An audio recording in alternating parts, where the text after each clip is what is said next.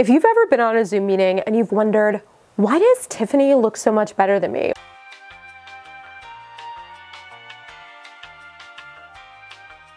Why do I look old, crazy, decrepit, unflattered by this light? How is it that other people have it figured out and somehow I'm just sitting here feeling fugly AF? Yes. I totally understand that feeling because lighting in this video world, whether it's Zoom, Microsoft Teams, or even showing up on YouTube and creating videos here, lighting is the most powerful tool to make you look as beautiful as you can, as attractive as you can, which then makes you feel as confident as you possibly can. But here's the thing.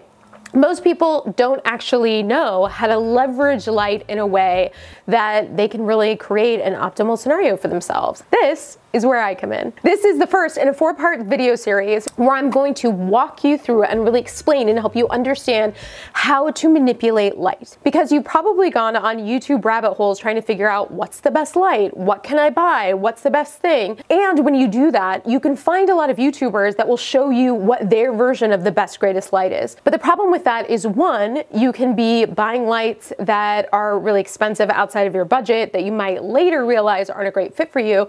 And two, you can make any light look bad. Any light. Even lights that are thousands and thousands of dollars if you don't know actually how to use them. In this video, I'm going to teach you a powerful acronym to help understand the type of light that is going to be the most flattering and amazing for you. And I'm going to teach you the #1 rule you need to always, always remember in how to manipulate light so it looks amazing on you.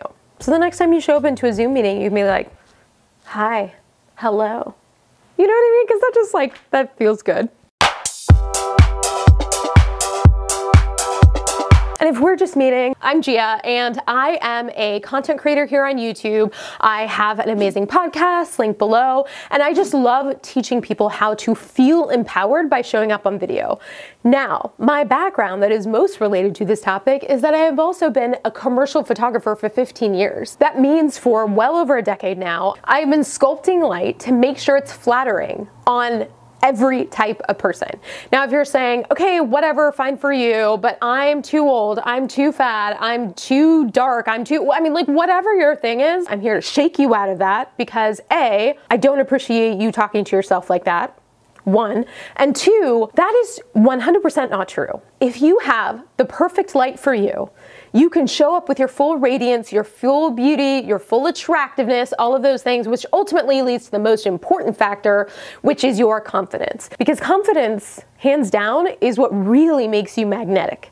But we're gonna use these tools to get you into that place where you're really showing up feeling sparkle-tastic. 2, you know me mediocre, because I have spent a career figuring out how to sculpt the most amazing perfect light no matter what type of issue you are rocking it. There is a light that's perfectly suited for you. But you need to understand what the right light is for you and whatever it is you're rocking with. So if you have a deeper skin tone, if you have more texture, more maturity on your face, if you have a bone structure that really reflects light in a certain way, whatever those factors are, A, they're part of what makes you unique and therefore awesome, because nobody likes following the totally perfect person that is just showing up there feeling flawless and amazing. We want people with character, with interesting things about them, which means that you have to be able to figure out the right light for you. Stick with me. I am going to teach you exactly how to sculpt, craft, manipulate that light so that it is working for you, not against you. Now, one thing quickly before we get into the video, I have a quick favor to ask you. I know that you are a generous and kind human, and therefore, if you can take a second to like this video and leave a comment,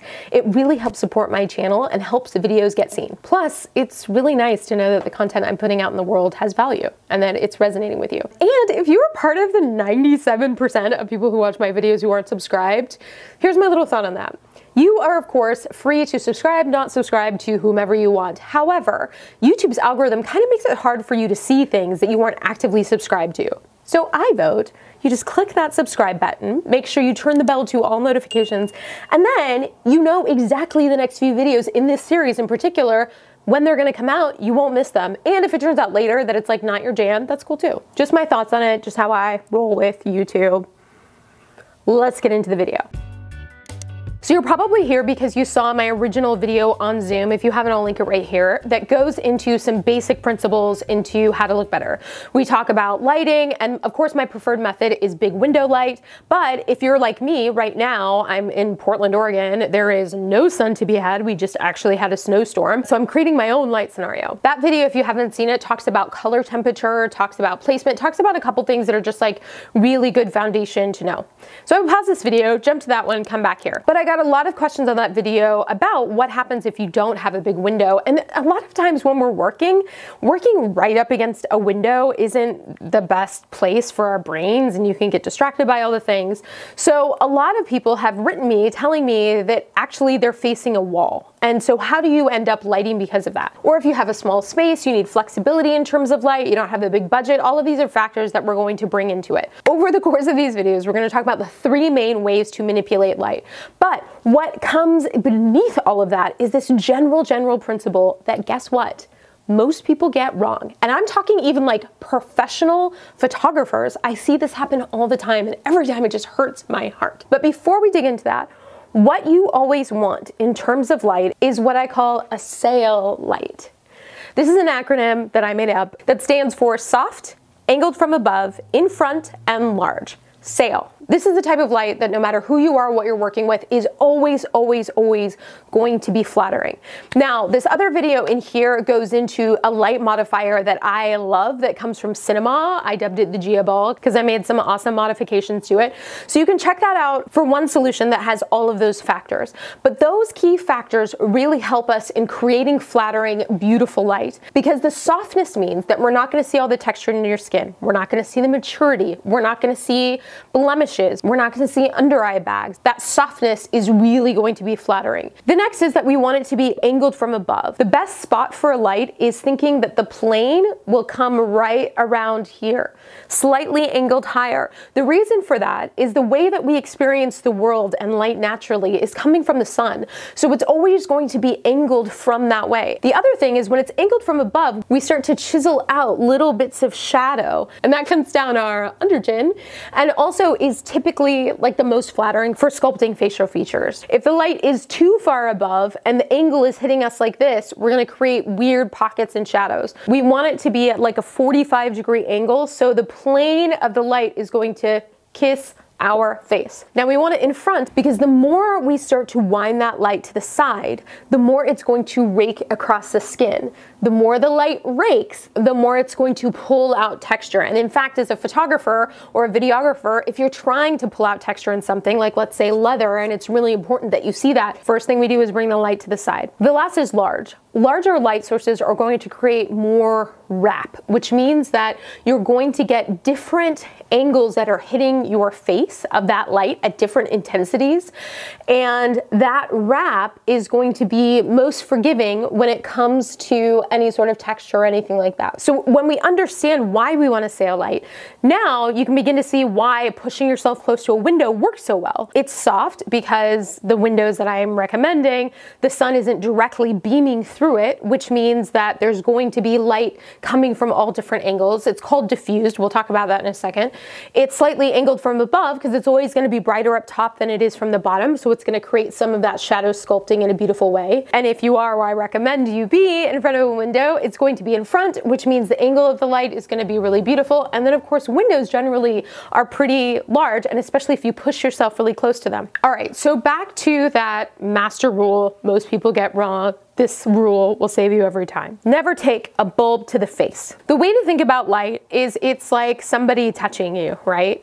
If it is balled up in a fist and it's going like this, it's not gonna feel very great. If it's big and soft and it's like caressing you, that's gonna feel lovely and wonderful. The quality of the light is definitely going to determine how forgiving and wonderful and lovely it is versus harsh and ugly. So when we're talking about bulbs, never take a bulb to the face, we're talking about the center of the light source. So you can think about the sun, you can think about a light bulb itself. There's always going to be that center that's like a hot spot right there. And you can see this in a lot of lighting. When somebody points a lamp at their face, what happens is you get this harsh spot where that center intensity is just like pounding you in the face. It creates what's called a specular specular highlight, that area is going to be blown out way too bright. This is particularly difficult if you have a deeper skin tone, because the difference between the natural color of your skin and that bright spot is so much that it makes it visually stand out even more because of contrast. So what we're always trying to do is bring those two together.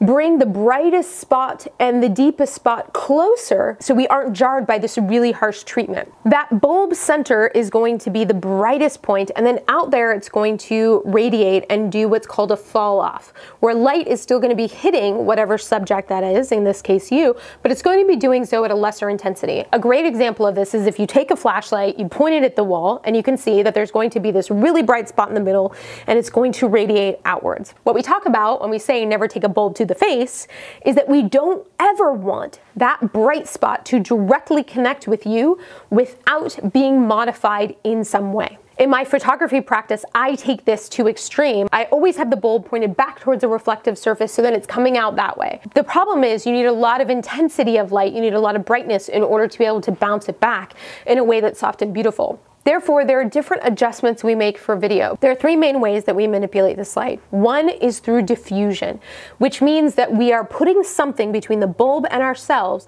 that's going to scatter the light in different directions and therefore make it softer. And I actually have a video right here of me doing a DIY $20 Walmart hack to create that kind of diffusion material. This is something like in front of a window, if the sun's coming directly through, you put white curtains down. And then it scatters, instead of that one harsh beam, it's scattering the light across there. Figuring out the ways to diffuse the light, super powerful. The next is to bounce light, and this is to use a surface to actually reflect the light off of a surface back at you. This is what I use in my photography practice, and it works really, really well. There are a couple ways that we tweak that for video. The third is using fall off, and this really affects the placement of the light to shift the bulb, the place of most intensity, away from hitting you directly so that that softer part of the light is the part that's actually caressing your face. In the next videos in these series, I'm going to break out each of those three techniques, and I'm going to show you how you actually do it with lights that you might find in your home, or which light modifiers, what you can actually buy to help you do that. When we take all of this video series together, what you're going to be able to do is walk into a space, walk into a room, and figure out what's going to be the best lighting for you. You're also going to know what you need to look for in terms of buying a light, because you'll understand how to leverage it to your advantage. So I know that was a lot, and what I hope for you is just to stick with me, because even though some of these concepts can be a little tricky to resonate with at first, and they aren't as immediately rewarding as pressing buy after a YouTuber recommends a certain light, but what this is doing is creating a foundation of information so that you are ultimately in power. And for myself, for example, there are a lot of situations that I walk into where somebody wants to start filming, and because I understand these principles, how to move light and everything, I can retweak it in a way that I know is really going to flatter me. And a great example of this, I was actually just interviewed for the Wacom Experience Center, and we had this amazing videographer set everything up, but he didn't know my face. He didn't know how things would look on me. So he set everything up to the best of his ability. And then I said, hey, let me backlead a little. And I think of this in terms of dancing, where it's like, you know, somebody's supposed to lead you around the room and you're like, hey, let me actually like shift where we're going over here.